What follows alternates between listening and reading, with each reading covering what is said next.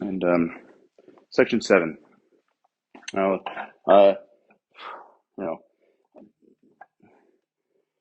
a newer student, I like, I'm not a super new student, but I haven't been doing this for 20 years or anything. 10, I was introduced to Wing Chun maybe 20 something years ago, but I didn't start practicing under a Sifu until about 2009, uh, and and then I had a period of time where I went and studied a different martial art for a while with a sensei. I learned some Danzan. So, anyways, you might, as you're learning these, your Sifu might have you learning dummy form before Byoji, or even really you're just starting to understand Chum Q. And so just know that there's a lot in the dummy form that you need your other forms to fully un un unroll the script. You know what I mean? To really unroll the scroll, you really need all the other forms, and then as you keep coming back to dummy, dummy helps you to really start to grasp your concepts a little better and practice them. And like my pole form and my bajendo and my sword forms are, all this comes out for me in here as well. So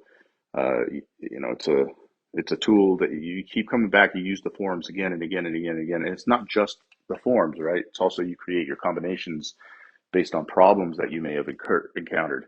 Where say I came around one day and I had I used this tonsal on this inside line, but this guy still got this hit across on me, and I go, well, how do you what happened? I came here and this guy came up over the top here and he got me.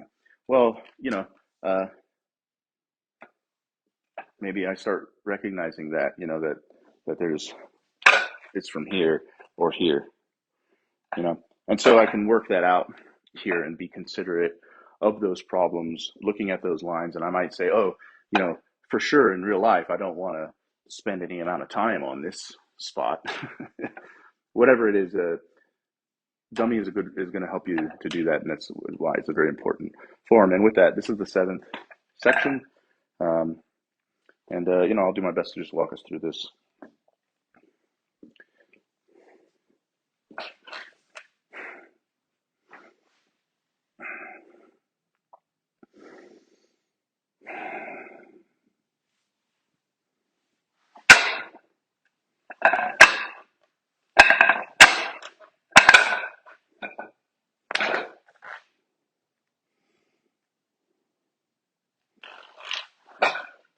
I think I go here first.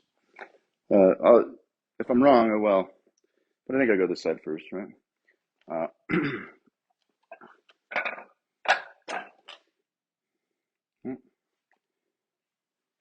no, it was the other side first. My bad. I'm gonna start that over. Okay.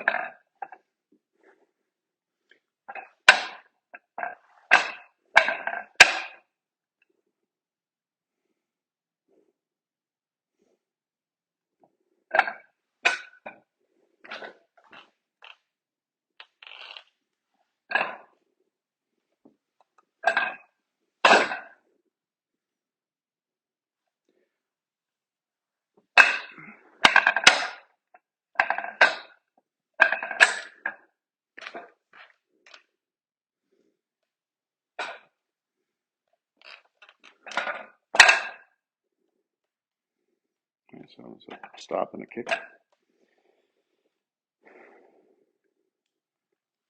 and I'm gonna cross through with the bong sao straight through. Boom. And get a catch, and I'm giving the sweep. This this is an important part right here because we're not kicking, we're doing a sweep. So the energy is this guy, hacky sack kind of, but it's there and down, and you'll find it if you study judo or danzanru. You'll see this. You'll know this pin kick or this where you're tripping them up so you can pull them over this way or that way, right? Sometimes it's just a lift and you're just holding it out. You're not really kicking. You're not really putting any. But you're going to do that here. Then all the way to the other side, same thing. Boom. I got the bong sao. Bong sao is going to help me get that arm. Boom. And it's right. Right. Yeah. Now that's why I had it wrong, because you have to end on this side. Right. Yeah.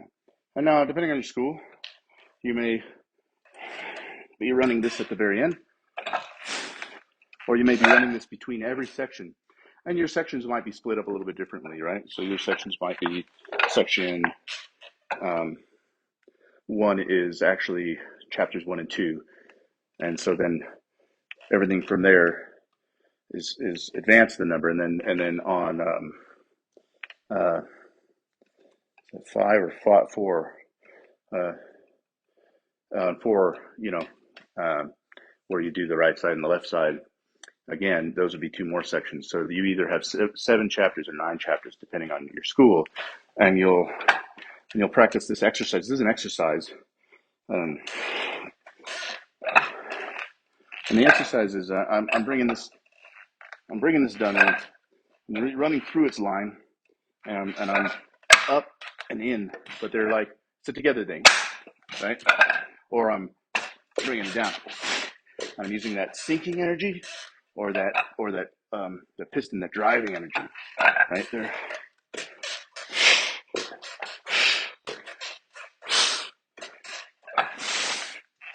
And depending on your dummy, you'll get different response out of it. I make these, so I make them with different kinds of response for different reasons. I've experimented with a bunch of them. I like my what I call a floating daijong, because I like daijong is the buried dummy, right? I like that. Um, um, but I don't have, it's nice to have it float. So I try to have it give the same sort of response as though it was in the ground with the rattan. But I've also made the actual daijongs, and I've made the Hong Kong dummies, which, the flat dummy. You call it a flat dummy. Why a flat? Because, that's, everybody lives in apartments there. So, you can't bury a dummy. So I make them in all the I make them in all the ways, and I find the dummy to be a really great. It's a great tool. Um, Anyways, and I'm no master here, but I'm share as a kung fu brother to people interested in the Wing Chun, and this is, again, I made this series for my Sifu to be able to see how I might teach when I teach, what it might look like when I'm teaching these things, so that he can be aware of where I'm at, and coach me and stuff. But if you happen upon this and you're like, oh, you suck, bro, you could have done it this way, or, oh, hey, that was really good, I didn't know about that. You feel free to leave comments, but also know that I don't check them. So don't get mad at me if I don't, or you could get mad, I don't really care, but know in advance I don't care. That's terrible. I should edit that out, because I do care.